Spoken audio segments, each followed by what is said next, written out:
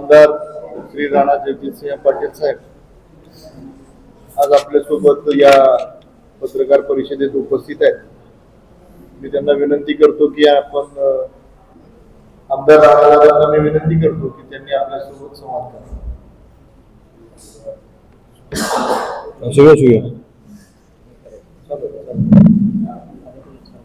नमस्कार। आपल्या सर्वांना कल्पना आहे की धाराशिव शहरामध्ये नगरोत्थान या शासकीय योजनेच्या माध्यमातून निधी उपलब्ध करून देण्यासाठी आपण प्रयत्न करत होतो। मी तुळजापूरचा लोकप्रतिनिधी असल्यामुळे स्वाभाविकच आहे की धाराशिव शहराच्या बाबतीमध्ये मी पुढाकार का घेतोय किंवा त्या बाबतीमध्ये जास्त आम्ही सर्वजण मिळून निधी आणण्यासाठी का प्रयत्न करतोय हा विषय पुढे येणं स्वाभाविक होतं।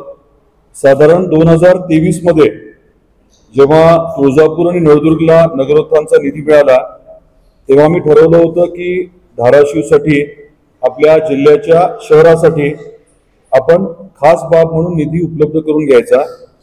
त्या अनुषंगाने आदरणीय देवेंद्र फडणवीस साहेब जे तेव्हा उपमुख्यमंत्री होते त्यांना हा विषय आवर्जून आम्ही सांगितला की धाराशिव जिल्ह्याचं ठिकाण आहे आणि इथे वेगवेगळे कामं चालू असल्याने खास करून जे आपल्या अंडरग्राउंड ड्रेनेज सिस्टमचं आहे त्यामुळे रस्त्याची परिस्थिती भयानक झालेली आहे आणि प्रमुख रस्ते तातडीने घेणं गरजेचं आहे। हे ऐकून घेतल्यानंतर त्यांनी आम्हाला शब्द दिला होता की बिलकुल या बाबतीत आपण पुढे जाऊ।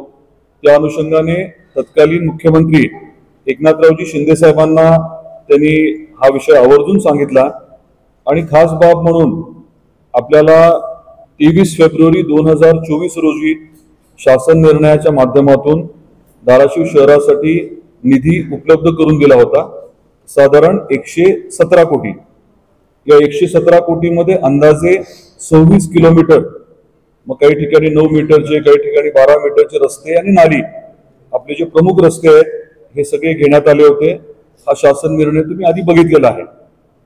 दरम्यानच्या काळामध्ये वेगवेगळ्या कारणांमुळे या विषयाला वेळ लागत गेला आणि आता आपल्याला आणि आपल्या माध्यमातून धाराशिवकरांना सांगताना मोठा आनंद होतोय की या विषयाची जी वर्क ऑर्डर आहे, कार्यक्रम आदेश आहे, तो आता देण्यात आलेला आहे।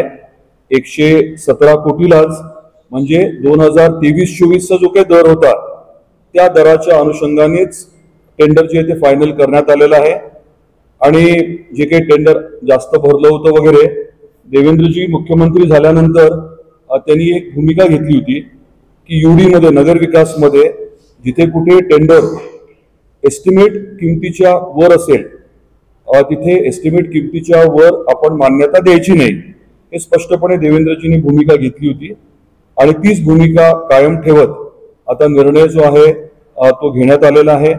117 कोटीने हे काम जे आहे ते जे कोण लोएस्ट होतं त्यांना देण्यात आलं आणि महत्वाचं म्हणजे काही लोकांचं म्हणणं होतं की रिटेंडर करा, आत्ताच्या ह्याने करा। आत्ताच्या ह्याने जर करायला गेलो असतो आपण तर 50-50 कोटीपेक्षा जास्त लागले असते। त्यामुळे एक्झॅक्ट किती पैसे आपले वाचले याच्या बाबतीमध्ये अधिकृत व्हाईट पेपर जो आहे तो निश्चितपणे निघेल, तुमच्यापर्यंत येईल नक्की। पण मोठी रक्कम आपल्या सरकारची, शहरवासियांची आणि पर्यायाने जनतेची वाचलेली आहे आणि सगळ्यात महत्वाचं म्हणजे आपल्याला काम जे आहे ते तातडीने आता हाती घेता येईल। साधारण 26 किलोमीटर म्हणत असताना आपल्याला कल्पना असेल की रस्त्यांची यादी जी आहे ती जवळजवळ 59 रस्ते आहेत। 59 रस्ते, 26 किलोमीटर आणि 117 कोटी रुपये। तर हे खूप दिवस प्रलंबित राहिलेला विषय जो आहे तो मार्गी लावल्याबद्दल आदरणीय देवेंद्रजी फडणवीस साहेब, आपले मुख्यमंत्री महोदय, त्यांच्या मनापासून मी आभार व्यक्त करतो। एकनाथरावजी शिंदे साहेब जे आपले उपमुख्यमंत्री आहेत, या खात्याचे मंत्री आहेत, त्यांचे मनापासून आभार व्यक्त करतो आणि निधी उपलब्ध करून देण्याच्या बाबतीमध्ये ज्यांनी आपल्याला नेहमीच सहकार्य केले अशा अजितदादा पवार साहेबांचे देखील, आपले दुसरे उपमुख्यमंत्री महोदय, त्यांचे देखील मी आभार व्यक्त करतो। आपले पालकमंत्री प्रतापराव सरनाईक साहेब आणि संपर्क मंत्री जयकुमारजी गोरे साहेब ज्यांनी या प्रक्रियेत आपल्याला मदत केली त्यांचे देखील मी मनापासून आभार व्यक्त करतो. लवकरात लवकर काम सुरू व्हावं, दर्जेदार काम व्हावं आणि आपल्या अंडरग्राऊंड ड्रेनेज सिस्टमचं काम जिथलं पूर्ण झालंय, जिथे पाईपलाईनचं काम पूर्ण झालंय, अशा ठिकाणी प्राधान्याने रस्ते तातडीने घेणं असं अपेक्षित आहे. त्याचं योग्य नियोजन करून लवकरात लवकर काम सुरू होईल याच्याकडे आमचं देखील बारीक लक्ष राहील. आपले काही प्रश्न असतील तर आपण जरूर विचारावे.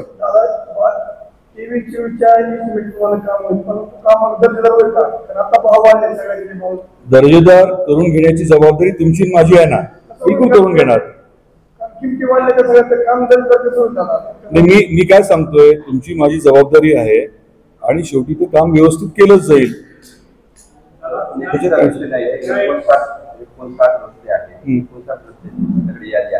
GRच आहे तो. परंतु त्याच्यामध्ये काम वाटप जो काम होतं एकाला दिलं गेले का आणि नाही, सगळं एक टेंडर आहे. 59 कामं एका व्यक्तीला आहेत. बिलकुल बिलकुल. आणि तुमच्या माहितीसाठी तुम्ही आता धाराशिवमध्ये जास्त असता, परंतु तुम्ही जर तुळजापूरला गेला, नळदुर्गला गेला तर तिथे रस्ते कशा प्रकारे झालेले आहेत हे आपण कृपया जाऊन बघा. तिथल्या नागरिकांना विचारा. तोच दर्जा इथे देखील मेंटेन केला जाईल. दर्जाच्या बाबतीत कुठे अडचण येणार नाही. काय म्हटलं?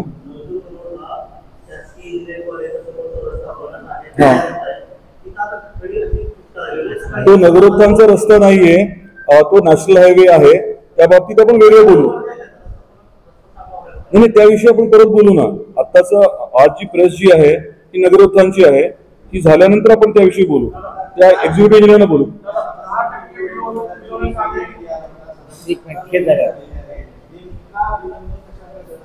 त्यातले जे काही ते झारीतले शुक्राचार्य वगैरे आहेत, त्यांचा पर्दाफाश योग्य लोक योग्य वेळी करतील. त्याबद्दल आता नाही बोलायचं. नाही, त्याच्यात पडायचं नाही. आनंदाची बातमी काय आहे की आपल्या धाराशिव शहरातले रस्ते दर्जेदार आणि चांगले होणार आहेत. दुसरी आनंदाची बातमी आहे की मोठ्या प्रमाणामध्ये आपला निधी जो आहे तो वाचवण्यामध्ये आपल्याला यश मिळालं.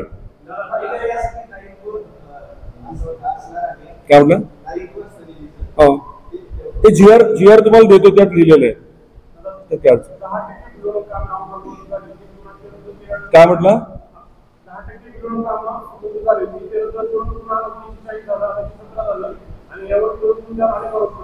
विरोधकांनी त्यांचं म्हणणं लेखी द्यावं आणि संबंधित प्रशासन त्यांना लेखी उत्तर देईल. हवेत काही म्हणजे गोळा मारणार काही पाहून नाही. आणि विरोधक काय लायकीचे तुम्हाला माहिती आहे, व कशाला त्यांच्याकडे जाता.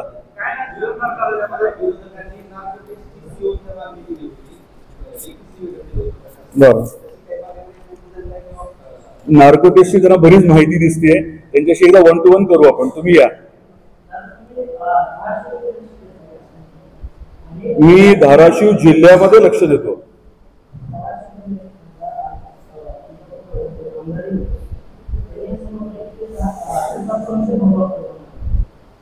भगवा आहेच ना तुळजापूरमध्ये. त्यांच्या दृष्टीची अडचण आहे. भगवा आहे तुळजापूरमध्ये, नेहमीच होता आणि नेहमी राहणार. कार्यक्रम आधीच दिला, उद्या सुरू करता येतील. तुमच्या हस्ते नारळ फोडायचं का? आपलं ठरलंय असं की मुख्यमंत्री महोदयांनी यावं. अधिकृत कामाची सुरुवात जी आहे ती मुख्यमंत्री महोदय आणि दोन्ही उपमुख्यमंत्री महोदय यांच्या उपस्थितीमध्ये करण्याचं ठरलंय. मंत्रालयामध्ये मुख्यमंत्री महोदयांच्या कार्यालयात या बाबतीमध्ये चर्चा झाली होती. तेव्हा मुख्यमंत्री महोदय होते, दोन्ही उपमुख्यमंत्री महोदय होते, पालकमंत्री आणि संपर्क मंत्री देखील होते. काय म्हटलं? त्याच्या व्यतिरिक्त उमरगा लोहाराती झालंय, भूमपरांड्याती झालंय, कदाचित वाशीती झालं असेल. आणि आपलं कसं एक एक करून सगळीकडे घेतो ना आपण. धाराशिव झाल्यानंतर तर पुढच्या टप्प्यात आपण कळंब घेणार आहोत. वाशी राहिलं असेल तर वाशी घेणार आहोत. काय अडचण नाही.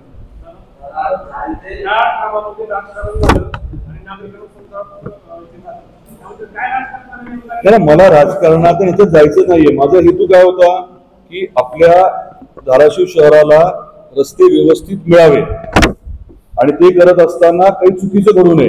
त्यामुळे मुद्दाम काळजीपूर्वक आपण हे केलंय. एकीकडे निधी वाचलाय, महत्वाचं म्हणजे काम आता तातडीने सुरू होईल. आता इलेक्शन काही दिवसानंतर आहे. सर्व गोष्टी जर अडकल्या असत्या तर एकतर किंमत खूप वाढली असती आणि तेवढे पैसे देणं अडचणीचं ठरलं असतं आणि वेळ लागला असता.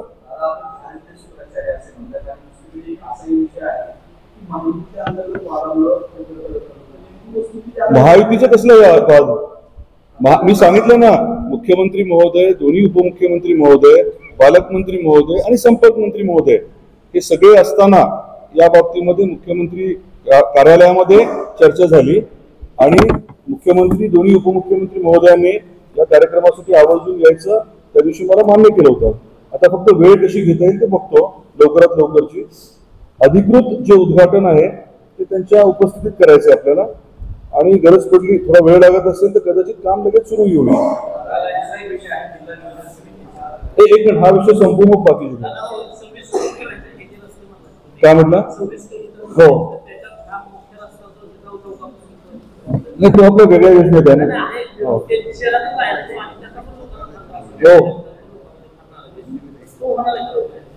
नाही, तो वेगळ्या योजनेत आहे, तो घेण्याच्या बद्दल ठरलंय.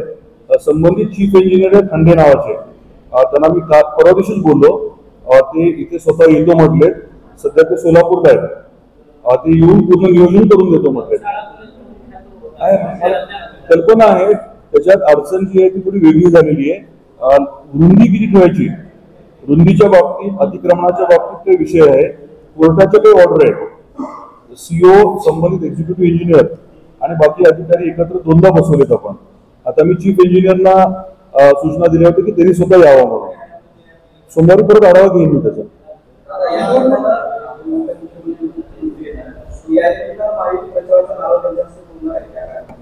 निश्चितपणे आपल्या जिल्ह्याच्या ठिकाणी जेव्हा तिन्ही आपले प्रमुख येतात राज्याचे, तेव्हा स्वाभाविकच आहे महायुतीचा तो प्रचाराचा एका अर्थाने नारळच आहे.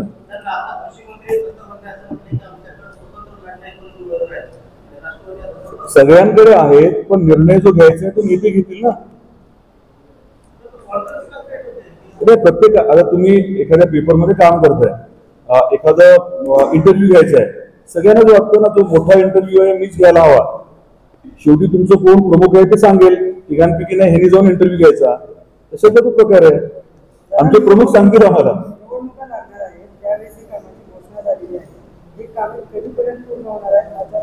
हा चांगला प्रश्न आहे. 18 महिन्याची मुदत आहे कामांना. या कामांना 18 महिन्याची मुदत आहे आणि मी सांगितल्याप्रमाणे आपण लवकरात लवकर सुरू करू. अधिकृत सुरू करायला जर वेळ लागत असेल तर मग काम सुरू होईल आणि नंतर कार्यक्रम होईल.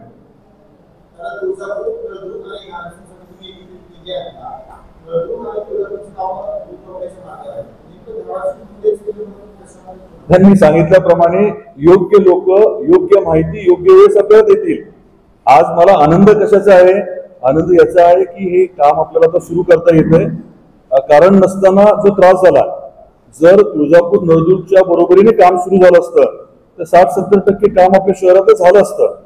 त्याबद्दल खंत आहे, पण आनंद हाही आहे की आज सुरू होतंय. एकच मिनिट, हे संपलं असेल तर पुढच्या विषयाकडे जाऊ आपण. अतिवृष्टीचं अनुदान आहे, दिरंगाई होते, मागपुढी होत आहे, म्हणजे काय प्रशासनाकडून होत आहे का नेमकं काय? कशाविषयी? शेतकऱ्याचं अनुदान आहे ना, नुकसान भरपाई. हा प्रश्नही अतिशय महत्वाचा आहे. आपल्या माहितीसाठी साधारण 6 लाख खातेदारांना आपल्याला अंदाजे 550 कोटी रुपयाचं वितरण करायचं आहे. 6 लाख खातेदारांना 550 कोटी. आणि स्वाभाविकच आहे की हे राज्यभर आता चालू आहे. याद्या ज्या आहेत त्या देत असताना आपल्या प्रत्येक तालुक्याचे तहसीलदार त्यांच्या अंतर्गत याद्या अपलोड करतात आणि अपलोड झाल्यानंतर मुंबईमधनं संबंधित बँकेकडे डिटेल जातात आणि मग पैसे जमा व्हायला सुरुवात होते. दिवाळीच्या मध्ये काही सुट्ट्या असल्यामुळे खरं तर रविवारी यादी उपलब्ध करून देण्यात आली होती, गेल्या रविवारी सोमवारी.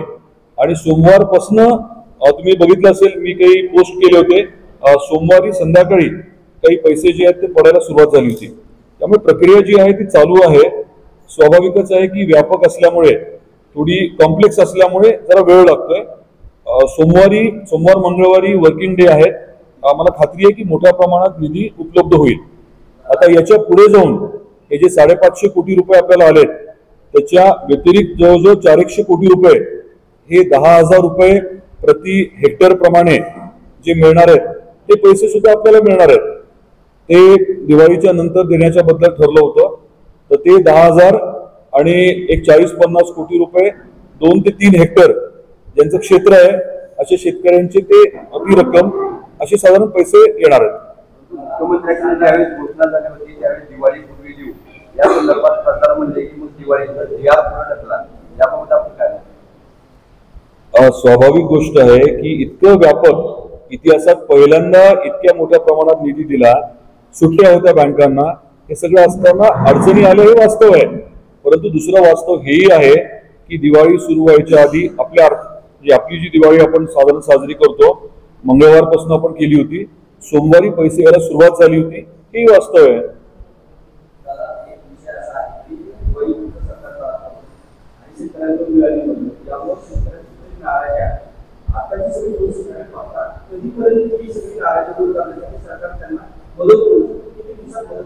माझी अपेक्षा आहे की या आठवड्यामध्ये येणाऱ्या आठवड्यामध्ये हे 550 कोटी रुपये जे आहेत ते बऱ्यापैकी वितरित होतील आणि कदाचित पुढच्या टप्प्याचे पैसे देखील येतील.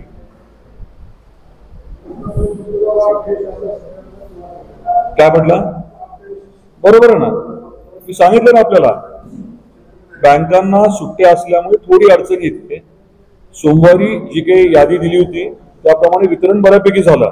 मध्ये शुक्रवारी एक काय म्हटलं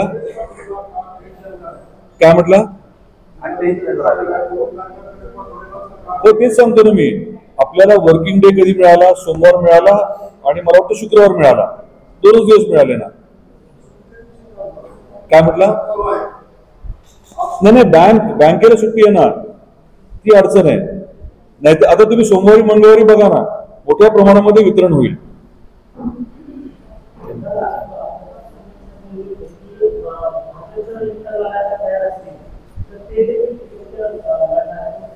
नाही, प्रत्येक पक्षाला वाटतं की आपण एकटं लढावं म्हणजे जास्तीत जास्त कार्यकर्त्यांना न्याय देता येईल. प्रत्येकाची काही ठरलेलं नाहीये. आमच्या नेत्यांनी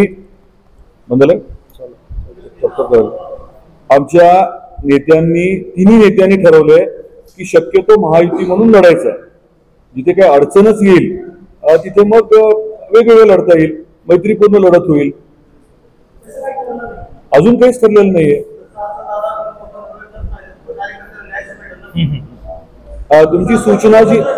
तुमची सूचना तिन्ही नेत्यांना आपण सांगू आणि ते ठरवतील त्याप्रमाणे करू.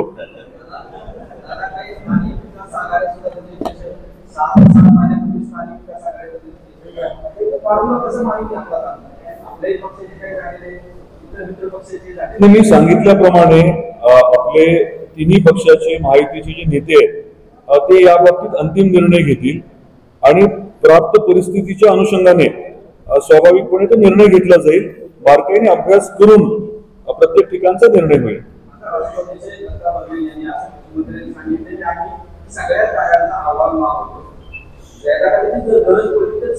बरोबर, तीच पद्धत असते ना आपली. भारतीय जनता पार्टी नेहमीच प्रिपेअर्ड असते कुठल्याही इव्हेंच्युअलिटीला, त्यामुळे त्याची अडचण नाही. आमची पूर्ण तयारी आहे. परंतु आमचे नेते जे फायनली सांगतील ते आम्ही सगळेजण मिळून पाळू.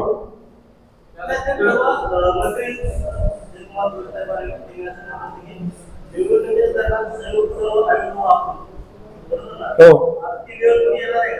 काय म्हटलं?